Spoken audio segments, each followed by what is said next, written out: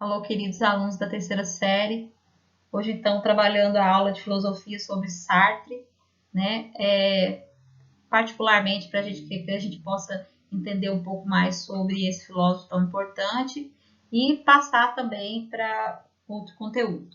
Essa aula é referente ao dia 27/4/2020.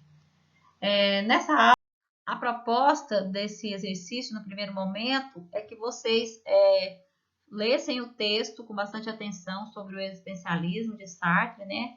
Para que vocês possam absorver melhor o conteúdo, né? E resolver o questionário com 5 questões. Primeiramente, ele pergunta qual era a filosofia de Sartre. O Sartre, né, conhecido também por ser dramaturgo, né, ou seja, ele escrevia, né, muitas peças de teatro voltadas para a liberdade humana. Né? Ele também foi eloquentemente conhecido como o filósofo da racionalidade, porque o existencialismo de Sartre ele é muito racional e ele aborda, né, muito a questão da liberdade humana, ou seja, o ser humano ele é, né, progenitor, ele é responsável pelas suas atitudes, diferente das ideias que nós conhecemos anteriormente de Kierkegaard, que baseava as ideias voltadas para o dogmatismo, para a religião. O escritor, filósofo e dramaturgo francês Jean-Paul Sartre nasceu em 1905 e morreu em 1980. O seu maior expoente, né, era a filosofia existencialista, que parte do seguinte princípio: a essência precede a a existência precede a essência.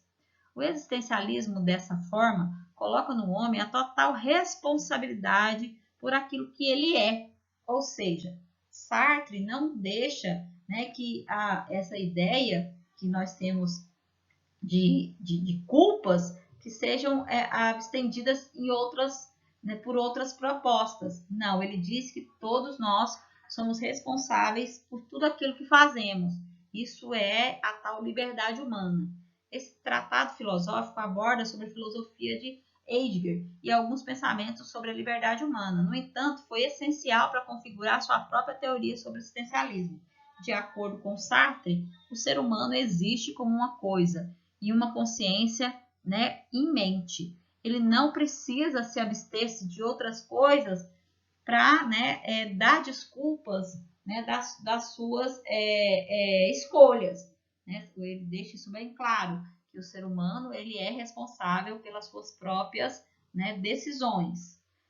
Seguir, qual a concepção de Sartre sobre a liberdade?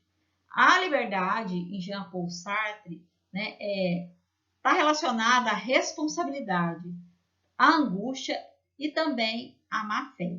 E não há nada que se possa eximir o homem de sua condição de ser livre e, consequentemente, da sua condição de responsabilidade diante dos seus atos. Ele descreve muito bem isso, que o homem é livre para suas escolhas e também, com isso, ele vai colher os frutos disso. Ele é o responsável, ele vai ter angústias em relação a isso e também vai usar de má fé, ou seja, não vai querer que tudo isso seja responsabilidade dele. E às vezes, né, pode estar colocando a culpa em outros fatores, mas o Sartre deixa isso bem lógico, bem colocado, que a liberdade humana ela é responsável pelas nossas ações. Barreiras psicológicas, históricas ou socioeconômicas não são capazes de ofuscar a liberdade. Olha o quão é profundo isso. Né? O que vem da nossa mente não pode ofuscar a liberdade. Mesmo que nós tenhamos crenças, né, como está dizendo aqui, crenças históricas, socioeconômicas, elas não são capazes de ofuscar a liberdade que o homem tem dentro de si. Que automaticamente ele descreve muito bem que vai causar, né, a angústia e a má fé. Né? O que é o existencialismo de Sartre? O existencialismo de Sartre é um pensamento separativista da percepção e da imaginação. Porque nós somos dotados dessa percepção, né, junto com a imaginação. Porque nós somos seres extremamente mitológicos. Mas o Sartre deixa isso bem claro, que isso é necessário separar. Para ele, né, o mito é uma coisa e, né, a liberdade é outra. A existência precede a essência. Pensamento desenvolvido em O Ser e o Nada, escrito pelo Sartre, né, que deixa isso bem claro, que é preciso separar mito, né, de razão, tá?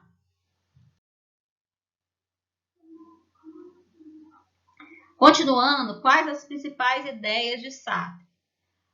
A principal ideia dele, né, é a questão da liberdade, né? Ele defende que o homem é livre e é responsável por tudo que está à sua volta. E não é bem claro isso?